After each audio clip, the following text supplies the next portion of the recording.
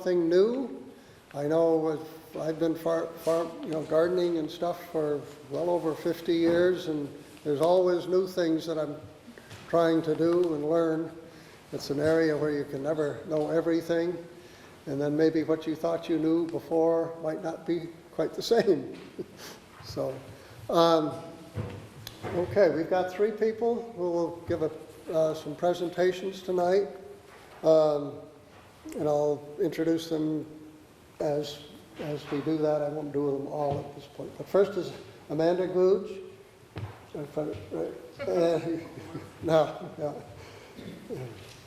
And she is head of the Master Gardener program here in UNH, in the state of New Hampshire and UNH. She's going to give us a little background on the program and maybe let us know how many Master Gardeners there are and how many there may be in Lee or right here. Okay. So hello, my name is Amanda Gorg, and I wear many hats for the town of Lee, so I probably know a lot of you. But for today, I'm going to be representing Extension. The Master Gardener program is part of Extension. It's one of our wonderful volunteer programs. The program actually started in Washington State back in the 70s, and it came to New Hampshire in 1993. And what's really cool is we actually have 3 people who were in that original class who are still volunteering today. Unfortunately, none of them are Lee, but it's still great to have that history with the program. So I brought a couple of handouts. First of all, this one just talks about the program. It says how we got the name Master Gardeners. It's actually a German. It came from Germany. The gentleman who created the program in Washington State liked the idea of a master gardener. I will tell you that most of the master gardeners in the state are intimidated by that title, and they don't think they deserve it. So I thought that was really interesting when I first started. The Master Gardener program, they are required to do 15 hours a year, and there's an intense training program that they go through. It's a 12-week program, and we are actually looking for applicants if anyone is interested. The next class for the Seacoast actually starts in March, and we're accepting applications right now. So I left this on the back table as well. It gives more information about the class, but it is basically taking a master's program in 12 weeks. So they jam it all in, and it's an amazing amount of information. You think you know a lot until you go through the class, and then you learn how much you have left to learn. Of course, this is just our rack card that I left in the back too. Feel free to grab it. And what a lot of people don't realize is part of the program and Cooperative Extension is that we have an education center in Goffstown, and there's a call center. So if you have any burning questions about gardening or horticulture or backyard animals or anything with that, you're welcome to call, and your question will be answered by a Master Gardener. So these cute little brochures are in the back as well. To tie it specifically back to Lee, we do have about 5 Master Gardeners right now who are active. In fact, I told her I would give her a shout out, but Annie Gazowski is one of them. She should stand up and wave. Thank you. If you didn't know who she was already. And then for active projects, I will say our most active project is actually Bedrock Gardens. We have a handful of Master Gardeners there who have been working there for a while to start the docent program. They've taken amazing pictures and descriptions, and they are just really active and amazing participants. They do a lot, and you would think they're paid, but they're not. They're volunteer, and they do an amazing job. Another really active project here that you might not realize is if you're looking at the transfer station where the doors go in, you know, when you're driving through, there's a garden to your right, and it's a memorial garden, and that's actually upkept by one of our Master Gardeners as well. And they take kids from Mass Way through and teach them about native plants, which that's a really exciting garden. Plus, what a lot of people don't realize is that you can pick blueberries there. And they tell you to keep it to a cup, but it's wonderful that we have that resource there. So that's my little spiel. I said I'd keep it short, but can I take questions? Does anyone have any questions? I don't know if this is interactive. I'll warm you up for the actual presentation. But if you have any questions, my contact information is on all those flyers, and I'm happy to tell you more about the program because it's an awesome program. Or Annie can tell you too, actually. So, thank you very much.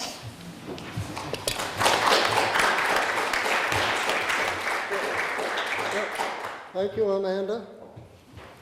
Okay, I think I might say it's sort of a disclaimer that in 5 weeks we're not going to attempt to get you to be master gardeners.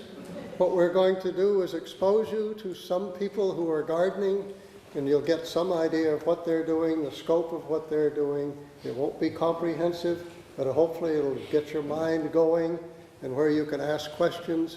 And hopefully from this, I have an idea that we might be able to have a sort of some garden tours when the season comes along. We've got several people who said, oh, I can't discuss here, but I'd love to have people come and see my garden, and I could talk about it. So if there seems to be enough interest in that, we probably could put that together by the time it comes around May and June and July and August. So, okay, our next speaker is Matt Rowell, who I met through the Sustainability Committee. And in fact, he was active on the committee before we even met him. He was on duty elsewhere, but he was kept in contact with us, and he has great interest in permaculture projects and whatnot. And I might say that this series is sponsored by the library, the Lee Library, the Lee Agricultural Commission, and the Sustainability Committee. And I think we'll get input from all of those. I think the one thing from sustainability that we're very concerned, with the gardening and whatnot, that we are using our best resources in renewables and recycling and having the smallest footprint we possibly can to make sure the earth will continue in a healthy state.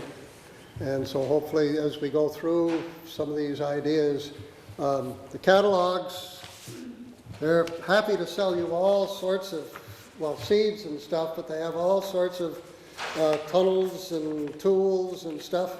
And a lot of them are very good. A lot of them you don't need to spend that much money. You can make cloches out of old window sash or milk jugs, or you buy heaven forbid, you're buying your winter greens in these plastic containers that are about like that. Those would make a nice little cloche in the corner of the garden to get things going for the first week or so. We can reuse that type of thing. Anyway, okay. I have not seen Matt's place, and so it's going to be new to me to see what he's presenting here, and so I'm hoping to learn with the rest of you on this. Cool. Thank you, Chuck. I really mean that. Thank you, and especially thanks to the Ag Commission. And this is a cool opportunity for me to come share this project with you. It is a big project. A lot of it's in my mind. It's kind of hard for me to convey all of that, and we don't have enough time to do everything here. But this is good practice for me to share with you what I have going on.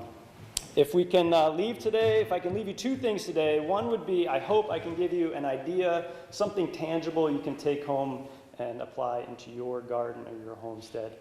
And the other thing is I'm going to open the aperture a little bit, and I hope to kind of change the way that we think about what we can get out of our garden, which is the series here today, like what can you do in your garden. And I coined this term the Applied Permaculture Project, and let's dive right in with a picture, two pictures. One is a before, that's the top one, and the second one is after. The top one was taken a year ago, and I should say that I live right down the road. And although I have lived there for 5 years, this project is really only a year deep. So just to orient you a little bit, this is looking north out of the second story in my barn, chicken coop on the left-hand side. I'm looking at the top picture now. And at this time, I'd already started doing a little composting in the back there. You can see one of those earth machines. And then the rest of it's pretty unkept. And then moving out to the right, that is east, That's all pasture. I have about an acre of pasture east, southeast from there.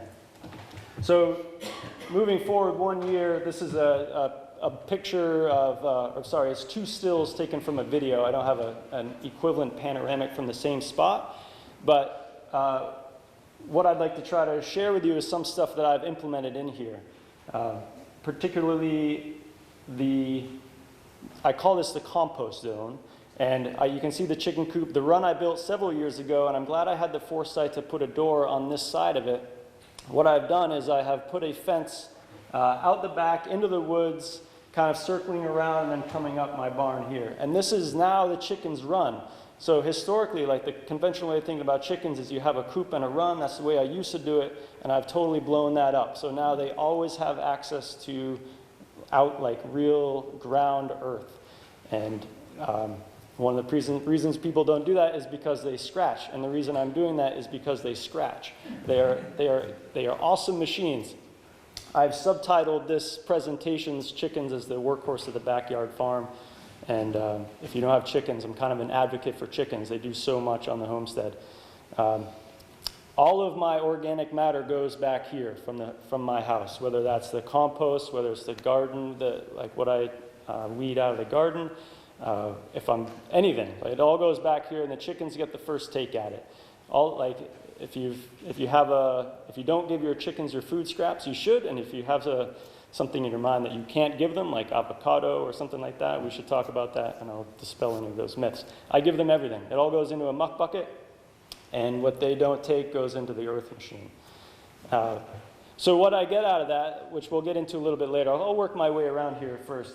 And then I also build compost piles. So I take like that organic material, I pile it up. I also source organic material from around.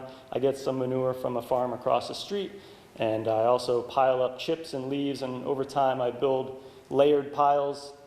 And then the chickens get in there and do their thing, and I rotate them 3-4 times, and I have this magnificent black compost. It is awesome.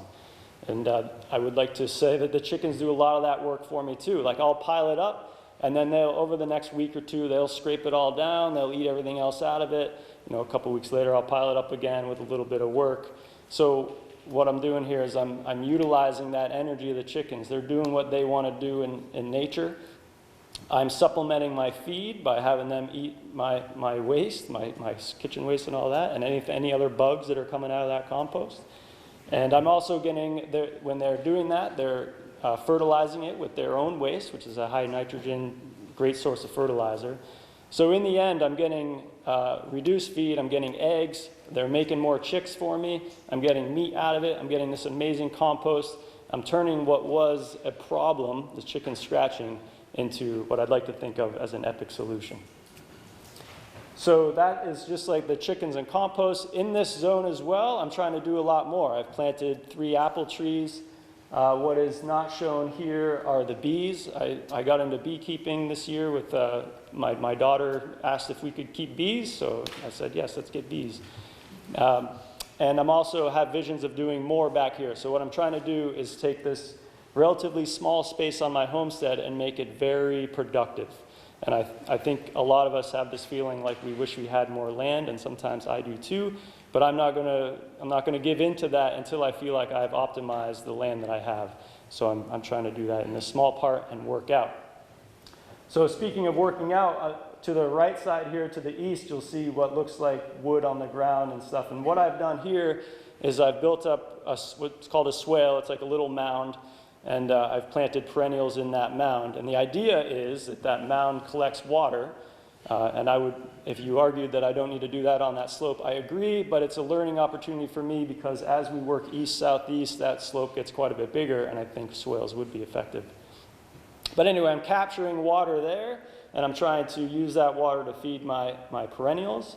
And then in this zone, where you see those are slabs from Rick Stevens. I buy my lumber from Rick, and I get slabs from that lumber.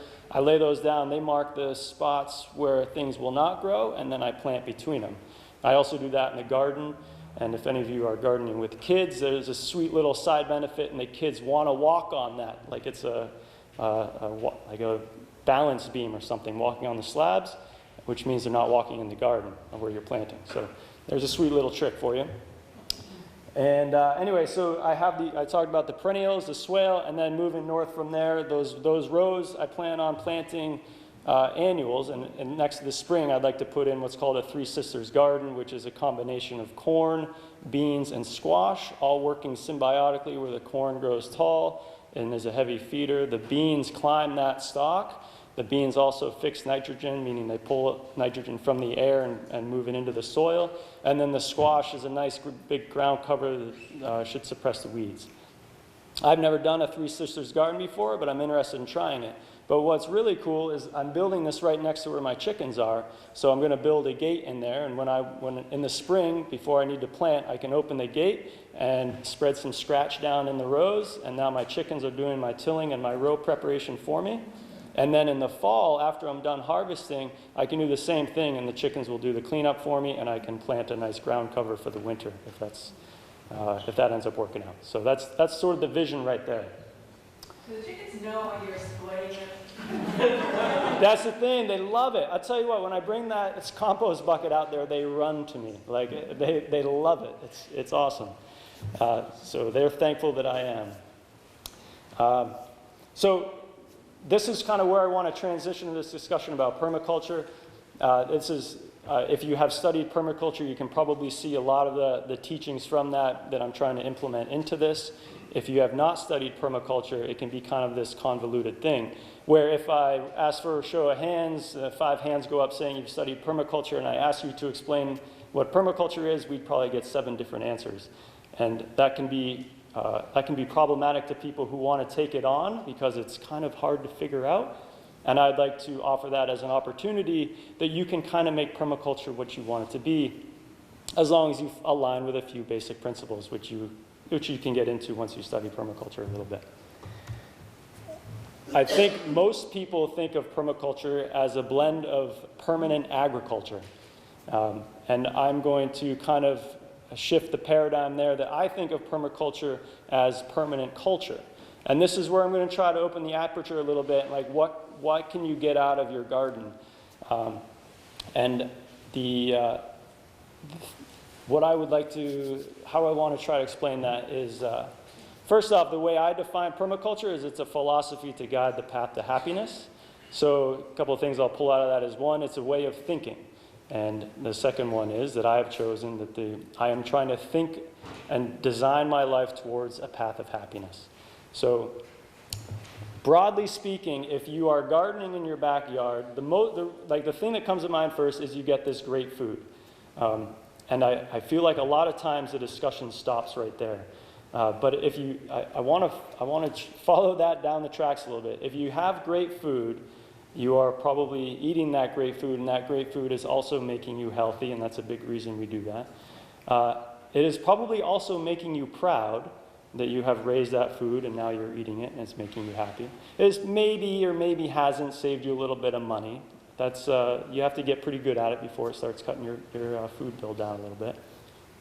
But then if we take that a little bit further, now let's say you have this abundance of food, like who grows zucchini and doesn't have too much that they have to share it, right? So now you are eating healthy, you are feeling good about it, you have something that you have grown that you're proud of that you're now able to share with the people around you. That in turn builds relations with people around you. If you're feeling healthy, you project that towards other people. Like attracts like, so now your social network grows with people who are happy and healthy and like-minded. And like we can go in any direction. That's a huge spider web on ways that your garden can improve your life and make you happy. Naturally, I have 2 children now. I just had one born a few weeks ago. So like raising family is a big thing on the front of my mind at the moment. And I'm using this as a means to raise children. So I could go on a long time with stories. Like one that comes to mind real quick is the carrots. My daughter had a possessive ownership over the carrots in the garden, where like we would get in trouble if we didn't pick a carrot without her. I embrace that. Like that is awesome. She's not going to grow up with this mindset that food comes from the grocery store. She's going to have this pride of growing food herself. So I'm trying to capitalize on that. And again, that's a spider web that grows in so many directions. And there we go. So and I wanted to throw a few pictures up here with what I consider permanent culture, and how it's shaped my design around my homestead. And these are just kind of like, I could go on for a long time with any of these, but this picture right here, this is us beekeeping. That's me and my daughter and my dad. And like, so beekeeping is a gardening type thing. It's in the backyard. There's all sorts of good reasons to keep bees. And this one I'm just using, this is now, we found a way to foster the relationship between my daughter and her grandfather. So I'm just trying to open the aperture. Like, beekeeping is great because it's a great pollinator and it makes your garden better, but it makes your family better. This is a sign that I was very fortunate to see at the library. That was awesome. Thank you guys. Like, to roll up to the library and to see my name on a sign about a presentation coming up. Like, well, I have been trying to be active at getting involved in the community, which is how I met these great people at the Sustainability Committee. And now, like, after a year, like, here I am with you, right? That's awesome. I'm getting active in the community. I'm making connections. Again, it's all because of what I'm trying to implement. This is a picture of an egg hatching. It's just a great story. I woke my daughter up at like 9 o'clock at night to go out to the coop to see an egg hatch. Coincidentally, like just the other day, I was in the car with her, and she mentioned to her aunt who's visiting right now, we got to do that. But it was really cool. And I also want to bring that up because I hope to never brood chickens again. The mama hen can do everything that we need to do so much better and so much easier. It blew me away how easy it was to let a hen hatch eggs, having brooded them for years. And then there's a picture of the chickens going nuts over the compost. We could talk about, I feel like I've kind of beat that one up a little bit. The top left is our midwife weighing our baby, Owen. He was born a couple weeks ago. It's like, yeah, I'm just super excited about it. And I bring it up because it sort of fits into the culture. I want to say that having a home birth, oh, that was a picture taken in our bedroom like the day he was born. I want to say having a home birth might be the best decision I've ever made. Like, that's bold, and I'm mulling that one over, but that was a very, very cool thing. And like, my daughter got to be involved with it. Again, like, I'm just trying to give you examples of how I am trying to grow this permanent culture. The bottom left there is bringing food into the house in a wheelbarrow. Not totally normal in this society, but it's what we do, and it's awesome. And we're still eating dinners out of the garden. And I make a point to mention it whenever we do. Like, here's another dinner out of our garden. Like, it's running low now, but we've done well with that. The last one is the knife sharpening thing, and that is, I bring that up because as I implement these systems, it is impossible to do this without money. So as I was thinking about it, like, I spent a lot of time. I have a 25-page ebook that I'd like to share sometime, like, of how I want to implement this applied permaculture project. None of that, like the fencing, the posts, like all that stuff costs money. So I had to design a financial revenue, like a revenue building aspect into the system in order for me to feel justified that it is a sustainable system. Once it's established, I have mechanisms in place that I hope will also provide revenue that will at least keep it sustaining. You know, a simple example would be selling eggs to cover the feed costs, right? But it takes a little time to get there. So again, I just, like, as a whole picture, a sustainability thing, that's why, and ultimately, like, that's why I started a knife sharpening business. So anyway, that's a snapshot of the applied permaculture project. And in closing out, I just want to say, like, the one great advantage for me being here is to be able to share that with you. If I struck a chord on anything with any of you, I would ask that we can connect, and maybe this moment right now is when a friendship starts and grows. So I'm putting my information up there. I encourage you to reach out to me. If you want to come swing by, like Chuck was saying, just let me know. Like, I'd be happy to show you what's going on, and we can dive deeper into any of these aspects that I've talked about. And also, part of the thing that I get joy out of sharing this as I learn it. So I'm trying to document everything on a website I call New Hampshire Man. So as I build these projects, and I have to figure stuff out. Right now I'm working on a rainwater harvesting irrigation project to take the rain off the barn to put it into those perennials and then the Three Sisters plot that I had. So like, as I'm learning this, I'm trying to share it because I feel like that might help somebody else down the road. So I don't know if we're doing questions now or at the very end, but Yeah, I think we can take questions now if people have.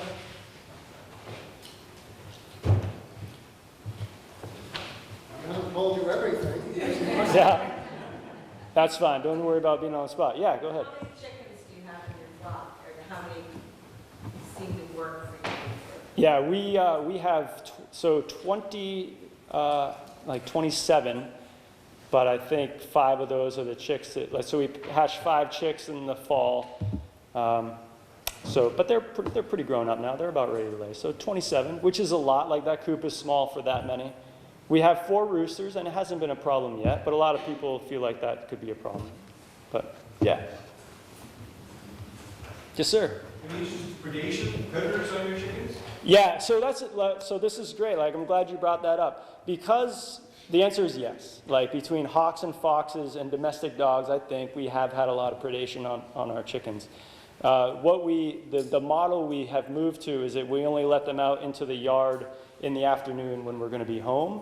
But that fenced-in spot where they are, I think, serves as both keeping them in and predators out. And I very purposely wrapped that fence into the woods so they would be able to get shelter from aerial predators. Yeah, thank you. Yeah, Mac. How many chickens do you think you have to be successful in composting? Yeah, so I think that's the question, like how many do you need to be successful with composting? Probably not many, but it's a matter of scale. So if you want to be running yards and yards of compost, then probably more chickens. But I think if you had a standard house flock of around 5, you would still be able to turn out a decent amount of compost. And that process is happening by itself anyway. We're just using the chickens to expedite it, and then they also add a few things to, like their nitrogen, and they make it go a little bit quicker, and they supplement their feed. So, yeah. Yes? How many eggs do you get a week? Yeah, that's a good question. I actually just started tracking it. So when the 22 birds or so were laying heavy, we would get 12 to 14 a day. Going into the winter, we got down as low as 3 a day. But I just started a log, so I'm tracking all the eggs every day, and I'm actually really excited to see over the course of a month how many eggs we get. Like it's gonna be a big number. So you're selling those or giving them away? Or? Yeah, so far it's all been giving them away. We barter them a lot. Like it's yeah, and that's another great thing. Like building those relations, and like I think barter is best. It's wonderful to be able to use them for bartering. Yeah. Yes, ma'am. Are you using any light to keep them laying, or are you choosing not to? Yeah, great question. So if we step back about 2 years, I built this Arduino-based system that measured the sunlight and then triggered the light in the coop, and then made sure that I got 14 hours and then turned it off. Like it was cool. It was fancy. I have since gone away with that. I with 27 birds, or 23, whatever it is, like they are making just about enough, even when they're not laying very much. Yes. How's the health of your bees?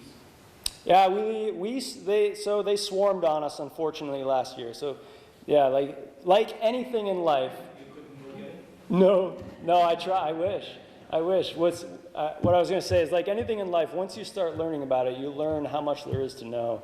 And getting into bees, like there is just so much information. It's such an awesome field to study. We are planning to do it again, to get another nuke this year. But yeah, so that's a great question. No, half of them swarmed. The other half was not, a queen didn't take, and then I didn't get a queen for them. So they were robbed later on towards the fall and ended up dying out. Yes, sir. What kind of bees did you have when you swarmed? We got a variety, a Russian variety from a guy in Portland. Why, you know where they are? You got robbed as well? Oh, yeah? Sorry, was there a question back there? Yeah. I don't know. Got it from the dude in Portland. Okay. Thanks a lot. Oh, yes. Question. Yeah. Sharpening and sharpening. Yeah. You say knives on your sign out front, but do you do like saws and everything, or is it just primarily knives? I can do like a chainsaw and stuff, but knives and scissors, if you mean like a handsaw, not so much. Saws, yeah. No, I'm mainly steering towards, let's talk after, I'm branching out a little bit, but not at the, not so that I sacrifice quality. Again, thank you so much for this opportunity. This is great. I hope to make a connection going from here forward and growing with some of you guys. Thanks, Chuck.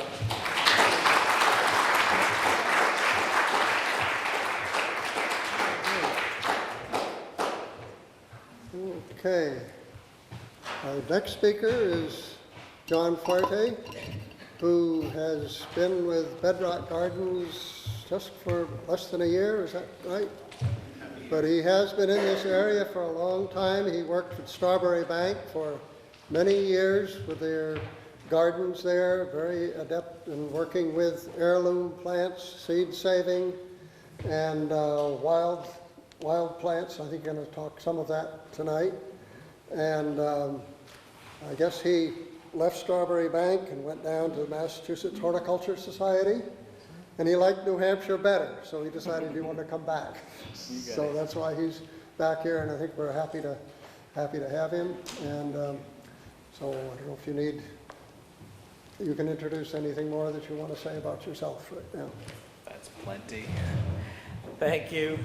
And thanks, everybody. Tonight, I was asked to speak about garden history and heirloom and native plants, and that's a lot to cover. So what I tried to do was think of how to put it into New England garden history, but weave the plants into it. Because for me, through all of the work I've done, the plants are at the center of it. Garden history isn't just about the people that designed. It's really about where did the plants come from, who brought them, and how have we tended them and used them.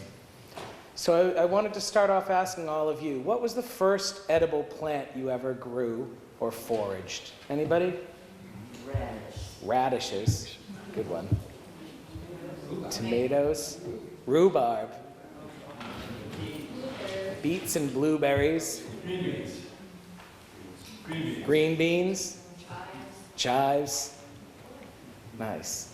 So that just briefly speaks to a whole cross-section of ways that we were engaged as kids. Somebody reached out to us and helped us understand how easy it was to grow a radish seed and get a radish, or that foraging wasn't some hipster thing that you had to do to turn into a specialty beer. It's what we did as a family to go out and gather blueberries to eat as we walked along in engaging landscapes. Some of the plants you mentioned are native, some are introduced. And so today I thought I'd just kind of fly through a lot of those plants and what links them up, which to me is a history of being a native or an heirloom plant. We have a lot to learn from in this region when we look at the plants that we used in the past and that have been handed down to us. There's archaeological evidence, ethnobotanical evidence. These are seed packets found in the walls of houses in New Hampshire from the 17th, 18th, and 19th century that help tell us what we were growing here through time. This is a packet of garlic from the top sets that's stitched up in brown paper. These were carrot seeds in brown paper with brass pins, and they turn out to be the white carrots that we know naturalized into the Queen Anne's lace that's in our field. But there was the first garden carrot of the English immigrants that came here in the 17th century. It's looking at the landscape for clues, as well as recipe books and everything else that's been handed down to us. For me, that's the biggest part of it, what's been handed down. So let me ask all of you, what does an heirloom mean to you? Anybody? Old seed, Old seed? Grandmother's garden? not tweaked with. Not tweaked with, that's great. Yeah. So they're seeds that have been handed down from generation to generation. Typically, we'll say at least 3 human generations. What makes it possible for them to be handed down is that they're open pollinated. Hybrids are genetic clones, and we can't save the seed and have it be true to type through the generations. But what most of history granted us were these open pollinated plants that each season you saved the seed, you were improving and adapting to the soil, the light, the length of season, to your backyard. Who's growing and producing seeds for today? Who are the seed producers mostly? Big seed companies that are developing seeds for what? Agribusiness in the Midwest, not our backyards. So it was a great thing when we shifted our agricultural models to say, that's where we should invest the energy. But how many of you thought you would see year-round farmers markets again in your lifetimes? We're seeing a renaissance that we never expected. Well, I kind of was working at it, and I think a lot of us were behind the scenes, but it's here. And now these seeds become especially important because they're New Hampshire seeds or New England seeds. They're seeds that Native Americans cultivated or that our grandparents brought here. And so when I was a kid and my grandfather was growing tomatoes in between the peonies, or peonies as he called them, I kind of thought he was just a crazy old man. And now I've turned into that same crazy old man who's saving those seeds. And as he would do, if he ate a good tomato, he'd say, oh, that's the best tomato I ever had. And he'd smear the seeds on the side of a brown paper shopping bag, and he'd fold it up, and he'd write plum tomato or whatever the variety was, and he'd peel them off the next spring, and those would be the tomatoes we grew and ate. For everything we hear from whether it's somebody saying you need to ferment the seeds to get the best of them, or they want to sell us seeds because they made it so difficult. Seeds drop on the ground and grow. It should all be this easy. And back to the radish that a kid was growing, for me, our best work ahead is getting the next generation attuned to what gardening means and how simple a part of a process it should be. The work of preserving heirlooms, to me, is also of key importance in a way that I think this chart from National Geographic illustrates in a great way. In the last 100 years or so, we've lost over 90% of the genetic diversity among the crops that fed the world. We think we can go to a supermarket and get just about anything you could ever want, but what happened is every county had an apple they were famous for, or a bean they were famous for. Lee, I'm sure, had greens that would overwinter here that did especially well in these soils. Those are the things that broaden genetic diversity that we're working to bring back now. So that instead of having 463 radishes 100 years ago, today we have 79, if we're lucky. But you go to most stores, how many do you think you'll find? 1, maybe 3, an icicle type, a cherry bell type. But partly what's happening because of these farmers markets is we're seeing that resurgence of varieties that we hadn't known for quite a long time. So if we're going to do some garden history, I like to start with the Native American gardens because we have been farming in this part of New England for, how long would you guess? 300 years. Keep going. Warmer. Well, us or has been farmed. Well, everybody that's ever been a New Englander has been farming for over 1,000 years, well over 1,000 years. And the pattern that Matt brought up earlier of 3 sisters is something that was not unique to New England. It came across from the Southwest. But what was unique is every place the corn and the beans and the squash went, different varieties were adapted to that place. So in the process, we kept working out things like this. This is the seed packet, one of the oldest seed packets that we found in a house in Portsmouth that has true cranberry beans in it, stitched up in brown paper with milkweed twine binding it together. Those beans, as you mentioned, are fixing nitrogen in the soil. Then the vines of the pumpkin and squash were covering over the ground to keep the weeds down and keep the soil temperatures.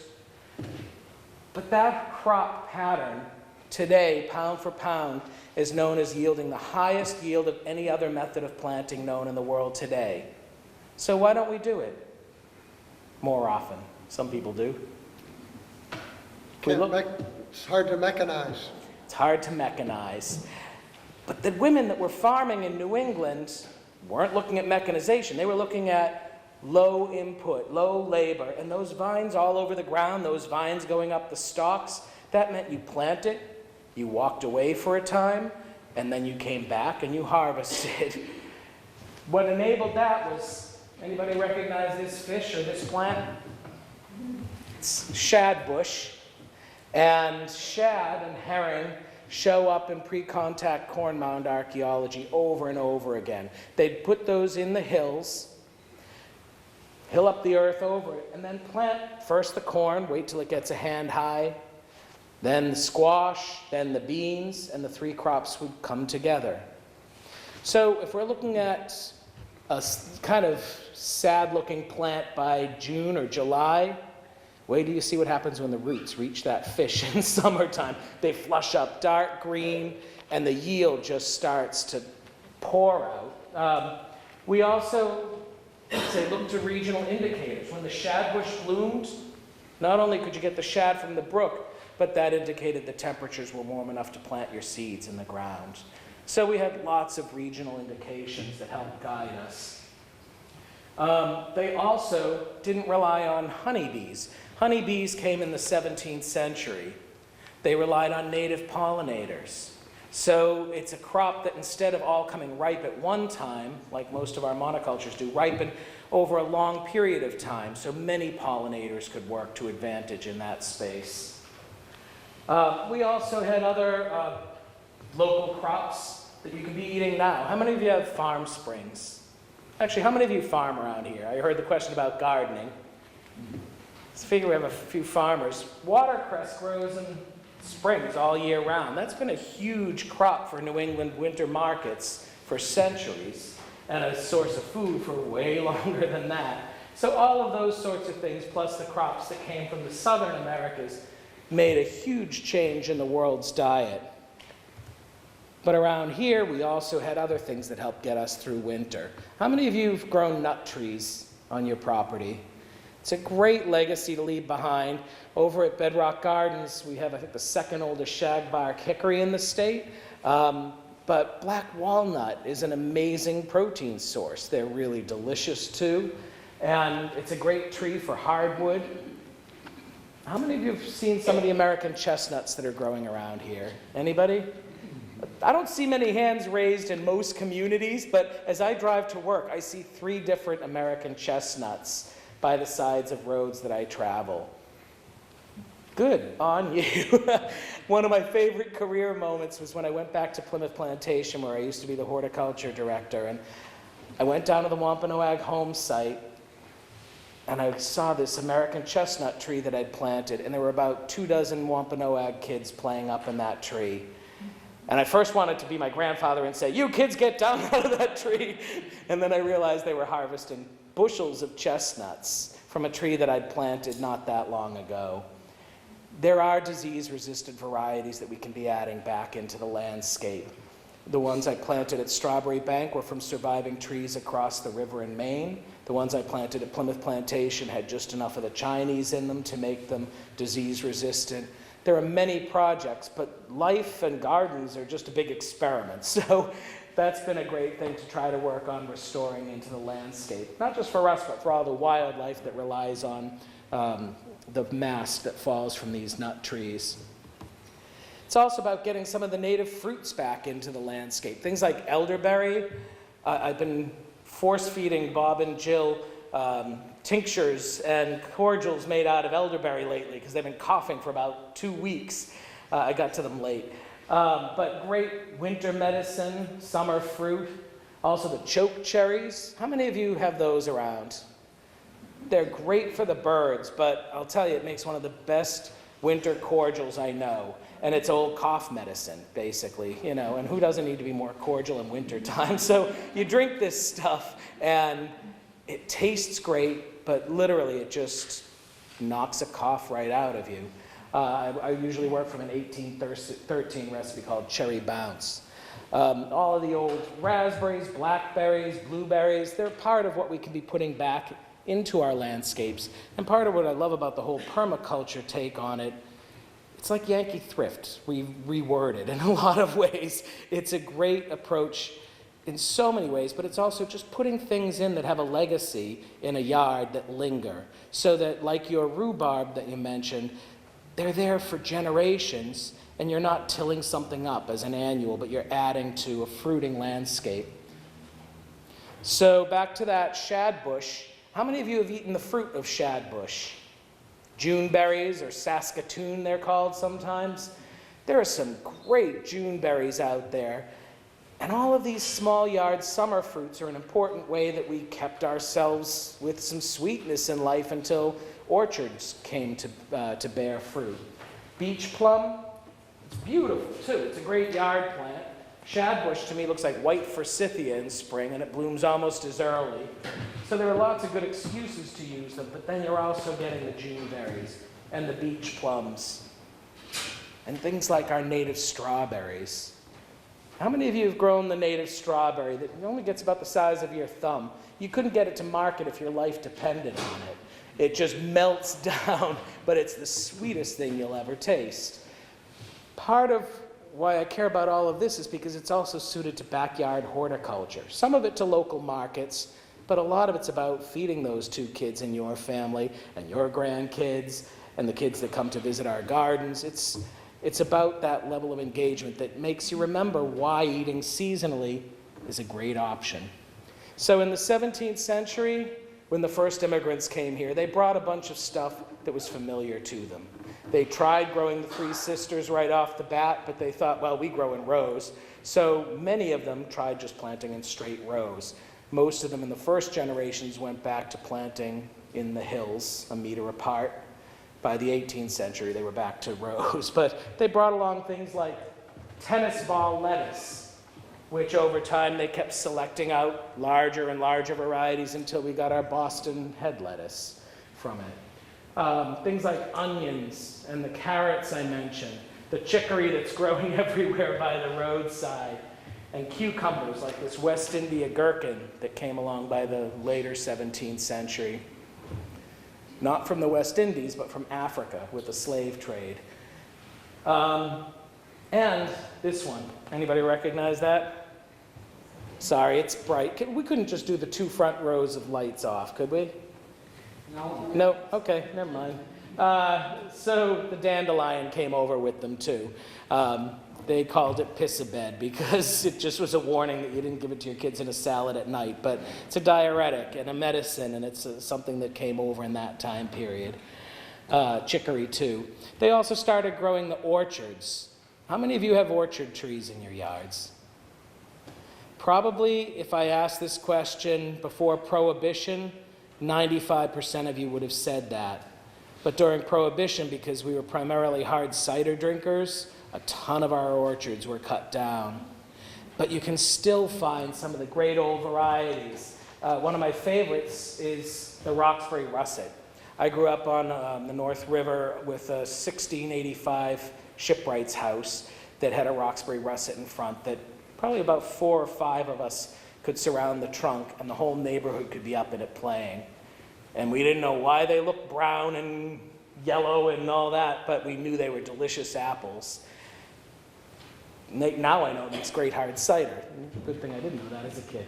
The pears, the apples like Granite Beauty. We have a whole legacy of amazing New Hampshire apples that it's fun to be reintroducing. And part of what I really enjoy now with the new hard cider craze is we're getting back some of this old orchard fruit, because hard cider apples, you can make it out of anything, but it's really the tart, often seed-grown apples that make some of the best hard cider that you'll get.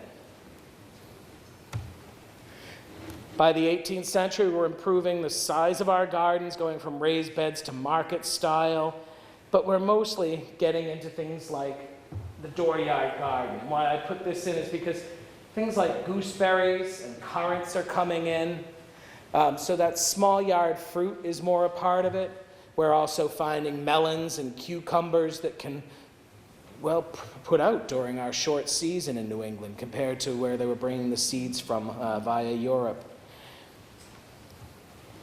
By the 19th century, we're also starting to see new generations of immigrants layered on top of all the early New England immigrants. And they're bringing produce from all around the world. Seeds are being saved at home mostly, but you're also having a lot of seeds sold. This is at the New Hampshire Farm Museum. It's a seed trunk from 1870, and it has about 75 different varieties in that chest. And there were, I think I'm remembering, about 15 different seed houses represented in that one seed chest from around New England. 15 different seed houses. It's another thing I'm glad to start seeing at Farmers Market is some locally raised and saved seeds as well. So partly it's getting back to some of these ways, and also remembering how we get in vines like this. Can anybody guess what that might be? Anybody have Irish immigrants?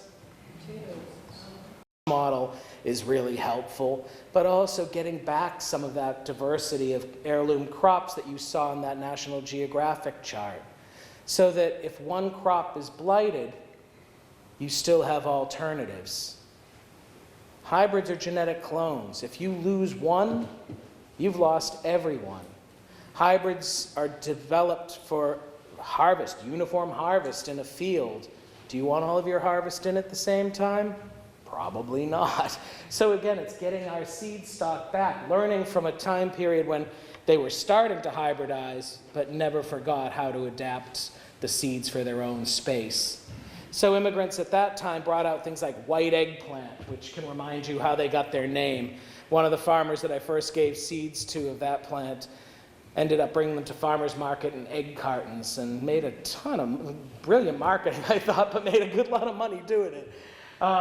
Things like Jimmy Nardello peppers, which are sweet frying peppers that was saved by a Rhode Island farmer. Trophy tomato, a New England tomato that's a good mid-size that ripens well in our seasons. The yellow Ukrainian, which was saved by some of the Russian Jewish immigrants in Portsmouth. Carrots of all nations. I mean, I told you earlier that the first carrots that came here were white, but if you're from Eastern Europe, your carrots are yellow. If you're from the Middle East, they're purple or red. If you were from the House of Orange in the Netherlands, your carrots were orange. And so those things tell us a lot about our own heritage or settlement patterns. Some of the Italian immigrants brought along figs, which now with climate change, they're actually growing on the outer Cape year-round, not even dying back to the ground. So selecting out varieties that will make it, or looking back to old varieties like the gill feather turnip from New Hampshire that have been feeding us for generations. You've grown gill feather many times, right? So let's take one example. Well, first of all, what do you think of when you think of a turnip? When do you eat that? Any other day of the year? Probably not for most Americans. What's great about gill feather? Gill feather, they're sweeter than carrots. Mm-hmm. And they'll overwinter, and they grow easily, and grow to good size, and just a beautiful, beautiful vegetable. Yeah. And if something overwinters in New England, that's worth a lot, right? But then if you can be eating the leaves too, how many other turnips do you get to eat the leaves of and enjoy it? They're like eating collards. So you're getting many things from a plant. And that's partly what I love about all of these plants that weren't just bred for market. They were bred to really feed and nourish us. Whereas in the 20th century, we got to looking for big green balls for shrubs and big red things for fruit and big orange things for flowers. We kind of standardized everything from marketing and shipping because that was our biggest selection. And in that century, we ended up getting to the point where we've been shipping produce a few thousand miles on average. So we went from a time when we were all gardening and farming to a time when a nation had to be reminded how to garden again. During World War II, how many of you have family memories of victory gardens? Nice. Well, what I love about that is within a couple of years, with cooperative extension services, universities, retraining programs, At the height of their success, almost half of the nation's produce was grown in backyard victory gardens. To me, that says we can turn all of this on a dime if we put our priorities to it. And what I'm seeing is, despite all the marketing and consumer culture stuff, watch what's happening with the farmers markets. It's happening all across the nation. And right now, there are as many Americans that identify as gardeners as there were during the victory garden era. So things are turning around really fast, and we're starting to question, if lawns were there to show leisure, how much leisure time is lost when we could also be growing nutritious food. So for me, the whole new 21st century garden is about the fusion of all of that. It's about playing with the things that are meaningful because your ancestors came from wherever they came from, or because you care about getting pollinators back in the landscape, or you think that this front yard is way more beautiful than a lawn in a front yard, or that you realized you can make a cool liqueur from black walnuts, or that a kitchen garden doesn't have to be an ugly thing, or that it's great if it is an ugly thing if you're getting good nutritious food from it. It's just playing in the garden again. And also getting some of those things to market. Today, when I listen to the next generations and what they're doing in their farms and gardens, it's about getting the hands back in on process, not believing that idea that that's too much work and that the process, let somebody else do it. It's about making much better food, much more nutritious food, and living a life that ties together all of those things. In the 19th century, Ralph Waldo Emerson said, if you're buying sugar, you're prospering a slave plantation owner somewhere. But if you buy New England maple syrup, you're keeping a New England farmer in business. That's what's behind all of this to me, is it's bringing it back to home in a way that we're seeing in our markets. And those are all plants with stories. They're plants that help keep us from shipping our produce thousands of miles. And so what I did in the next few slides to finish out or just break it out by a few categories of plants that you might want to play around with in your own home garden this year. One of the principles that you touched on was perennials in the landscape. Well, first of all, as you get older, how much do you really want to redig a space every year? I mean, it's really nice to have anchors in your yard or in a school garden. And a lot of the school gardens I work with, I try to get a lot of schoolyard plants in, not just school garden plants, and make them perennials so that your older sister's class can say, we put that rhubarb in 1991, or, there's a legacy there. So I've listed some of the things. The asterisk is a biennial, but great plants like, asparagus, One of you mentioned chives as one of those perennial favorites. Bronze fennel is a great perennial, and you can eat every part of that plant. How many of you have grown sorrel? It's a great herb that tastes lemony, but I can grow it 9 or 10 months a year, and it never stops producing. It makes great soups. It's in every salad I make. It's on fish sauces. Rhubarb is another. Horseradish.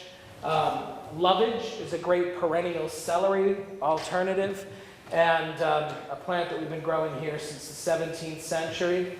How many of you have shade? This is an herb called sweet cicely. You can eat every part of it. It tastes like anise. And the seeds, kids always say, that tastes like Good and Plenty. And you can just eat them right from the plant. They're about the size of a Good and Plenty.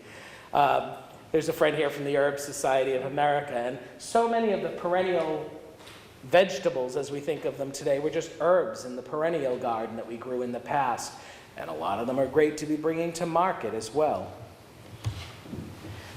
Others are being sold and grown as green sauces. You heard about pestos. Well, that just means paste. But we made pestos and salsas from all kinds of things in the garden as a way to use it up. Get too much sorrel, make a green sauce. Get too much chicory, make a green sauce. So the basils, the kale, sweet cicely, nasturtium, ground cherries. How many of you have grown those? It's like, have you ever had a tomatillo? They're like our region's tomatillo. I have some in my kitchen that I'm eating still. They're a hull cherry is another name for them. but the hull around them lets them dry out very slowly. And I'm still peeling them back and eating them from a basket by my back kitchen door, which isn't the warmest part of the house, but it's, they last a very long time. It's also maybe getting up to the Fedco sale and getting yourself some good fruit for the yard again, too. Finding some of these older varieties, including things not just like the standard apples that you think of, but the blackberry and the beach plum, cherry. How many of you had a cornelian cherry? Anybody ever try those? It's another really interesting tart fruit, but again makes a killer liqueur. Gooseberries and currants. How many of you have ever grown cranberries? Doesn't take a bog. At Massport, we had a beautiful garden bed of them, and then in the children's garden that I designed there, we put in another whole mini bog, and I'm hoping to do the same when we put in the children's garden over at Bedrock Gardens. But again, a native fruit that you can be growing out. And back to my grandfather, it didn't mean you had to feed the world, it just meant you supplemented your diet with some really good things seasonally, whether you're foraging them or growing them. Same with the elderberry. Quince, that's another great one. I put that in my oatmeal. I cook with it. It goes in pies and jams and jellies. Raspberries and strawberries. But how many of you have grown pawpaw? One of those things that's changing along with the climate is what we can grow here. And over at Bedrock Gardens, Jill had grown a pawpaw that's now a tree as high as that balcony. And we're getting pawpaws that are sort of like, have you ever eaten one? It's something like a mix between a papaya and an avocado, if you can reconcile those two things joining up, but really pretty good, actually. So playing around with the fruits that you can grow in the yard, but also making sure you get some kid-friendly stuff in the mix, like your radish seeds. We need to be cultivating the next generation of stewardship. And most kids today are trapped behind computers, and I think we're all learning, like the cigarette industry that was making every cigarette a dose of nicotine to keep you addicted, they're making those technologies addictive. I'm not going to blame it on the kids. But what we also have in our artillery is the same thing that was used when we were younger. Who taught you about the chives and the rhubarb and the radishes? Who taught you to garden? Grandparent? Aunt? The adults. Well, we're the next generation of garden elders now, like it or not.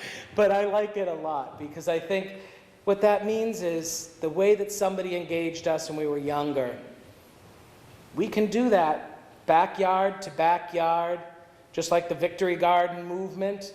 If you eat that tomatillo in a garden with a kid, or the carrot in a garden with a kid, let them take ownership of it. And even if you think they hate it or that they're not learning a thing, watch them when they raise their own kids to hear just how much plays back to you that they learned in the process. So it's finding things like bulb fennel, something my Italian grandfather loved, that you can eat like celery, but it tastes like candy. It's a great thing. The lovage that I told you about that tastes like celery, you can drink tomato juice with it. There's a straw. It's a great thing, or Bloody Marys are pretty good from it too if you're not in the kid realm. These are the ground cherries that I was telling you about. Kohlrabi that looks like it was grown on Mars. These are rat-tail radishes. The seed pods are edible, and you can pickle them. They have a new one out now called dragon tail, which is a really long, bumpy seed pod like this. You've probably seen watermelon radish and things like that. To me, it's about finding those fun plants that you can grow with a kid that's going to help get them engaged, because studies are showing, on average, kids know fewer than 10 animals and plants in their backyards, but over 1,000 corporate logos. And that's just wrong. So it's reclaiming that and maybe growing some popcorn with them and popping popcorn later on in the season so they don't forget. And just to remind us that it's not all just about the kids. You can make some killer cocktails and beers and ciders from all of this stuff too. By growing hops, or this is the elderberry cordial. Cocktail gardens are turning into a thing out there. And half of these plants, just in their names, tell you how they wanted to be used. Mugwort, ale cost. They're supposed to be brewed. They're supposed to turn into tea or beer and all those good things. And when we have this in our gardens, we get to play again. Not like the advertisements working, but playing. And we also get to see a lot more wildlife around us. I threw in a list of pollinator plants because no matter what you're growing, if it's a field of corn or if it's a beautiful perennial garden, the more you're attracting pollinators to that space, well, the better everything's going to get pollinated and the more fruitful your landscape will be. So, put in a lot of my favorites up there and you can see the names on them. I'll give you a list, a way to get to a list soon. So, basically all I wanted to say is if you want to preserve heirloom and native plants, the best thing we can do is grow them and eat them. It sounds counter to what you'd want to do, but the more we're going out looking for these things in our farmers markets and our farm stands and our backyards, the better the chance we have of preserving them is too. So I've listed, well, also just a plug for the good guys down the street. How many of you know Bob and Jill down the way? Okay. I came to Bedrock Gardens the first time about 3 years ago, and I fell in love with the place. It's a really magical landscape. And if you haven't been, I hope you'll come. We are about a 37-acre site, amazing magical gardens and art integration. And once we move through this parking thing, the next thing we're doing is putting in a family children's garden that's like a food forest. It's about getting kids out, foraging, and understanding what they can grow and what it means to live in habitat. And that'll all be out on the point of land over here where the old farm ended. So, just lastly, I've listed some of my favorite local seed sources. Like that seed chest I showed you from the New Hampshire Farm Museum, we used to have a lot more regional seed houses. These are some of the few that are out there now that I really like.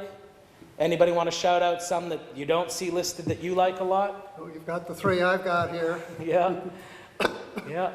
Yeah, I brought these catalogs along, just that they are some of the best. Fedco will list where they source their seeds, whether they're from the big corporations or backyard, you know, this type of thing. And they source back into that. And a lot of stuff you can't find elsewhere.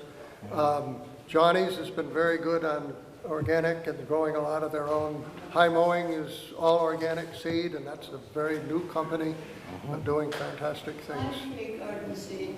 Pine Tree Garden Seeds is great, and they also have small packets and reasonable prices.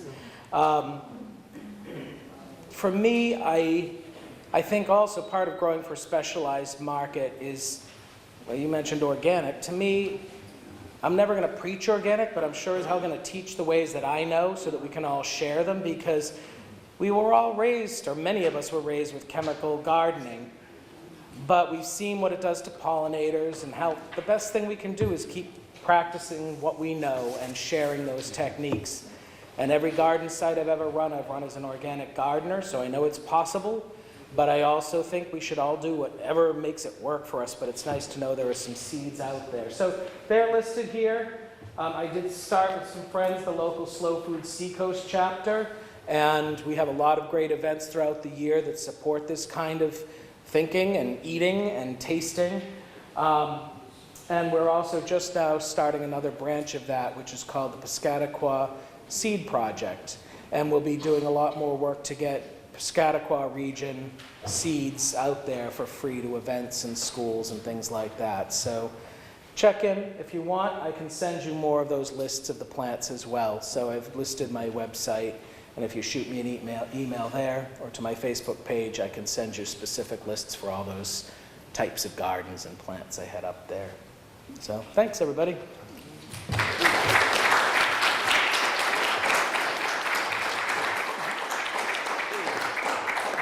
Thank you, John.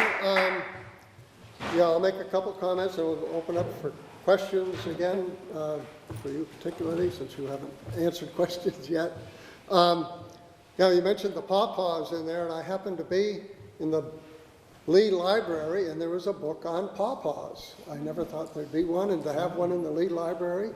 And I think I got through the whole thing, but I had to return it. It's there, so, and I think that he's mentioning a lot of these things, that what can be grown commercially, you can do a whole lot different things in the backyard. And again, you may have a wet yard, you may have shade, you may have this or that, or parts of your yard, and a lot of it is, how can you find out the best spot in your yard for that? And I think the thing that we do have to find, and people may be a little reluctant somewhat, is that New England likes to grow trees, and if you don't keep them in check, you're not going to have any open ground for annuals and stuff. So you got to be a little aggressive sometimes on that side. And I also say these are free from the companies. Write to them. They'll be more than happy to send you the catalogs. They list their own stuff in it, and each one of them has usually a growing list that lists the crops, how to plant them. They have all the planting and cultural things with them, and charts that show you normal planting dates and spacing and what your yield per row can be and this type of thing. So there's a lot of good information in these. So I encourage people to look at that. And I guess I would like mention right now too, you said you had how many acres? 7? 2 acres. I'm afraid he said, he's going to get that done first. I'm sort of on the other end. That we started with a little bit, and we've kept adding land because we need it to be preserved and cared for. And it seems like we end up with more than what we can care for is the best way possible.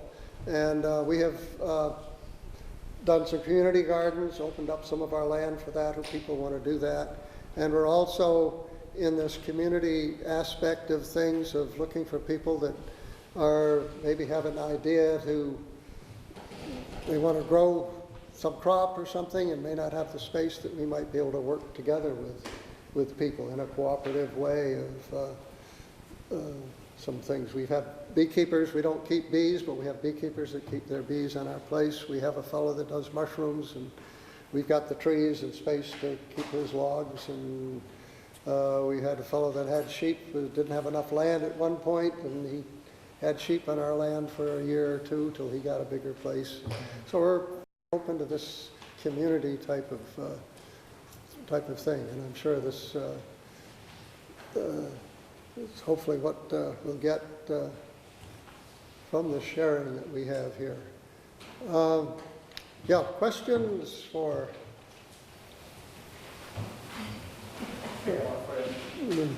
Based on your presentation, I can only assume that you are also into fermented foods and beverages, and like you have a lot of good perennials there. Like, what's one of the top fermented beverages or foods that come to your mind for us to explore? I had some beets tonight with my dinner that were, sauerkraut's a great favorite, and